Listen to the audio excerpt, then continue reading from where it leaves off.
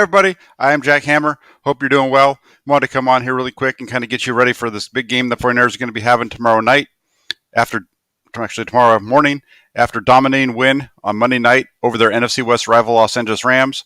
The 49ers now travel to Jacksonville to take on the Jaguars in search of a wild card berth. They're well positioned for that at 4-5 now. Let's take a look at the 5 questions that I have for you to watch for on Sunday. Number 1, will the 49ers stick to the run? The 49ers offense is at its best when they commit to the running game. In their 4 victories so far this season, they've run the ball on 56% of their plays compared to only 37% in their 5 losses. Running the ball this week will take a commitment from Kyle Shanahan because it's not going to be easy. The Jaguars come into Sunday's game averaging the 5th fewest yards allowed per rushing attempt at only 3.9 in the NFL, and San Francisco has shown they will go away from running depending on what the defense shows them. All you need to do to take into account there is what they did against Arizona when they decided to stop even trying to attempt the run because of the box in the front that the Arizona Cardinals were showing with a 6-man front. San Francisco is likely going to be without Elijah Mitchell on Sunday. It hasn't been made official yet, but he was listed as doubtful, and typically that means with the way the 49ers run that this year that he is not going to be playing. If Mitchell's out, the 49ers are going to have to turn to Jeff Wilson Jr. and Trey Sermon to carry the load.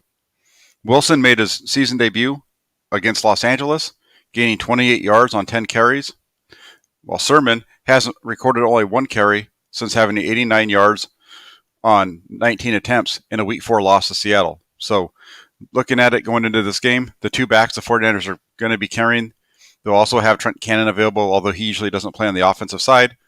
What that means is the 49ers are going to have 2 running backs that have carried the ball a total of 11 times since Week 4. So it'll be interesting to see if Kyle Shanahan actually sticks with that running game or if he puts more on the shoulders of Jimmy Garoppolo this week. Question number 2. Can the 49ers take advantage of Trevor Lawrence? This is the second time this season the 49ers defense is going to be facing off with a rookie quarterback.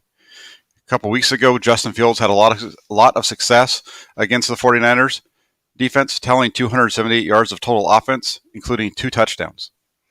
Lawrence, the number 1 pick in this season's draft, has been asked to carry a lot more weight for the Jaguars offense, having the 11th most passing attempts so far in the league. Lawrence has been a bit up and down as you'd expect for rookies, and he's only been able to complete at least 60% of his passes 4 times, while throwing more interceptions than touchdowns. 9 interceptions on the season to only 8 touchdowns. One changeup the 49ers defense could face, though, is an increase in rushing attempts from Jacksonville. The 49ers run defense has struggled for most of the first half of the season, allowing 4.4 yards per attempt. On Sunday, they could face a stiff test against a Jaguars offense led on the ground by second-year back James Robinson. Jacksonville has averaged the 2nd most yards per attempt in the NFL, at 5.1, but they also have the 7th fewest rushing attempts. Those 2 things kind of might go a little bit hand in hand there. Hey Luke, how you doing? Thanks for joining. So those are the first 2. We need to watch the 49ers sticking with the running game and the 49ers' ability to take advantage of Trevor Lawrence, and if they do that, being able to stop the running game on defense. Number 3, will Jimmy Garoppolo keep it going? As I mentioned earlier, you have 2 running backs in Jeff Wilson Jr. and Trey Sermon that haven't really been given a lot of carries this year, especially over the last 4 since Week 4, so in quite a while. More of this game could fall on the shoulders of Garoppolo, and Garoppolo has recorded the highest quarterback rating at 109.8 in the NFL over the last 3 weeks. And he could match his career high for games with a rating over 100 with another strong performance on Sunday. His previous career high was 4. He did that in 2019. I think it was weeks 11 through 14 of that season, and he could possibly be able to match that this week.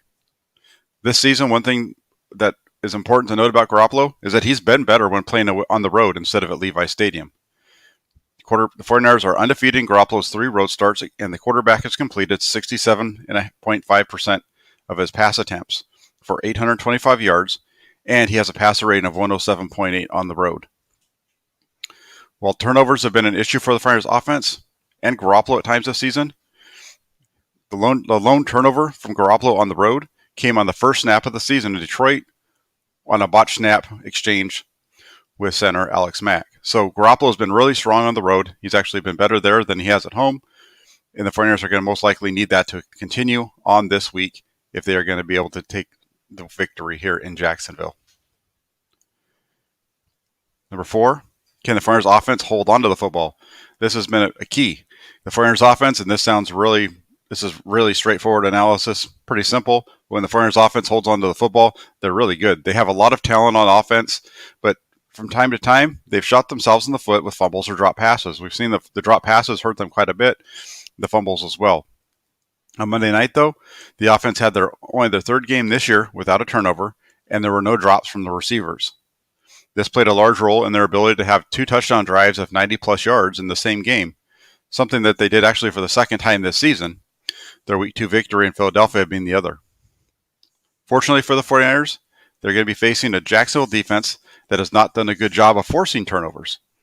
The Jaguars have forced only 5 all season, and 3 of those came during their 9-6 upset of the Buffalo Bills just a few weeks ago. Last but not least, number 5, will the San Francisco offensive line protect Jimmy Garoppolo? Garoppolo was hit only one time on Monday night, and that was on a blitz by safety Taylor Rapp. The 49ers offensive line will be looking to duplicate that effort Sunday, however. Jacksonville has a pair of defensive ends that won't make it easy for them. Josh Allen leads the Jaguars defense in sacks with 5.5. He also has 12 quarterback hits to lead the Jaguars and tackles for loss with 8. Over on the other side, Jaguars have Dwayne Smoot, who isn't far behind with 3.5 sacks, 10 quarterback hits, and 4 tackles for loss himself. Allen, taking only 5 spots after Nick Bosa in the 2019 draft, mostly lines up on the right side of the Jaguars defense. This means the 49ers' best offensive lineman will be matched up with Allen, that being Trent Williams, a matchup that should favor San Francisco. On the other side, things are a little cloudy. Rookie Jalen Moore made the start at right tackle last week, but was forced to leave early with a knee injury and was replaced by Tom Compton. According to Kyle Shanahan, both are options to start on Sunday. No decision has been made yet. Whoever gets the call is going to have a tough task in keeping Smoot off the quarterback and getting him off the ball and running plays. Definitely one of the keys of this game right there. And last but not least, my prediction. I'm going with the 49ers at 24, Jaguars 16. I just feel like the 49ers offense, it might be a little bit of a slow game at first, but I think the 49ers are going to be able to get down the field on this team.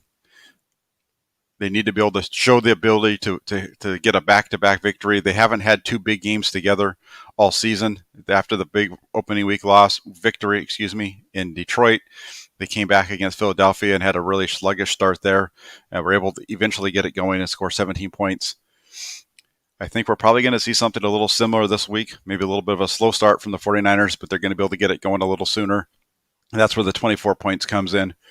As far as the Jaguars at 16, this is a team that just doesn't score a lot of points. They really put a lot on the shoulders of their rookie quarterback, and Lawrence has played well. He just doesn't have very good weapons. That's part of the reason for his completion percentage being low. His receivers do have a tendency to drop the ball as well. So I think the Jaguars are going to come out about 16. That's right around their average for the season, and they're giving up right around 25 for the year too. So the numbers kind of work out, 24-16 for the 49ers. Other things to note, the 49ers are going to be getting Jaquiski Tartt back.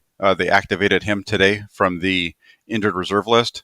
That's a big improvement for the 49ers secondary. He should replace Talanoa Hufanga as the starting strong safety.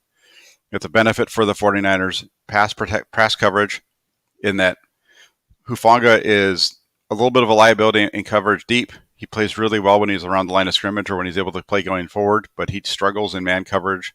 He struggles really anytime he needs to run with the receiver. If it's in front of him, it's much better. So Tartt, I think, is going to be able to open up some things in the playbook for D'Amico Ryans. Should help with eliminating some of the big throws that we've seen go against the 49ers in recent weeks. So definitely a benefit there. They've also activated cornerback Devontae Harris from the practice squad. The 49ers had an extra spot available on their 46-man game day roster this week, in part because of the loss. If Elijah Mitchell doesn't go, the 49ers will have an extra spot. The 49ers typically carry four halfbacks. It's been Mitchell, Jeff Wilson Jr., Trey Sermon, and Trenton Cannon have all been active the last couple of weeks. If Mitchell is not able to go, that opens another spot, and it looks like it might go to a defensive back. It'll be interesting to see how the 49ers work this. Tony Jefferson was up last week. He might stay on the practice squad this week in favor of Harris. So definitely something to keep an eye on tomorrow, as well as mentioned who is going to be making the start at right tackle. That's something that we should know probably about 15 to 20 minutes before game time when the team is going through their pregame warmups. I won't be in Jacksonville this week. I'll be watching it from the tool shed, but definitely we'll be taking a look at it, and we'll be trying to keep you guys up to date throughout the game. I'll be going live on my live blog over at the Press Democrat, 49ers.pressdemocrat.com. So we'll have the live blog going over there with all the up-to-date news and information that's going on with the game, as well as some analysis from myself. So that was I just addressed that one, Luke. As far as any word on who the starting right tackle is going to be, there isn't any yet. We probably won't know that until tomorrow during warm-ups is when we'll get our first word on that. And then the other question, is Norman that much better than our rookie cornerbacks? He's a penalty waiting to happen. Keith, thanks for reaching out in the comment there. I would say that he's probably better than Ambry Thomas. As far as Diamador Lenore, I don't think there's a big difference between the two. I think there is a little bit in that Lenore has a tendency to not be able to run with guys on the deeper routes at this point in his career. I'm just glad that the 49ers made the move to move on from Dre Kirkpatrick. I think that was a good move in that allows them to give Lenore or Thomas or both of them the ability to be up on game day and help out on special teams and things like that. So no worries, Luke. I was going through it, and sometimes the comments will also miss each other, and I understand that you're probably not sitting there focused on every little word that I'm saying. So perfect. I appreciate you asking the question there. So look for the 49ers it's going to be a big game tomorrow. If the 49ers can win tomorrow, they're right there in the playoff race at 5-5. They'll be coming home to take on the Vikings team that's right there in the race with them, who has a tough game of their own tomorrow against Green Bay. So you might see them lose. The 49ers right now are one spot out of this race. With Carolina at 5-5 ahead of them. That's the only team that's ahead of them right now.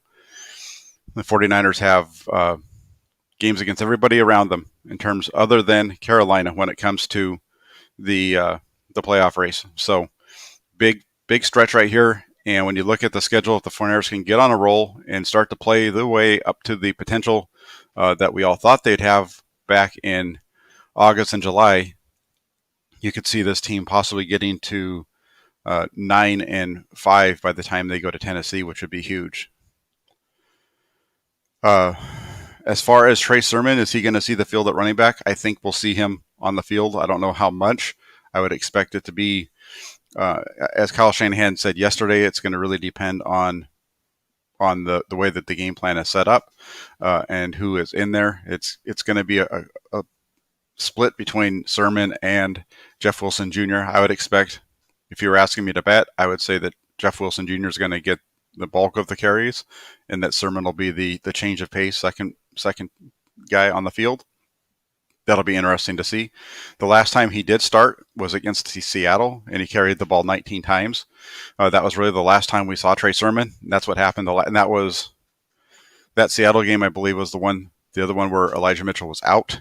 And so we saw Sermon get 19 carries. So if the 49ers kind of follow that same plan of what we saw against Seattle earlier this season, you'll see Sermon with a big number of carries. But they also didn't have Jeff Wilson Jr. at that point. So it's going to be something to monitor as the game goes along.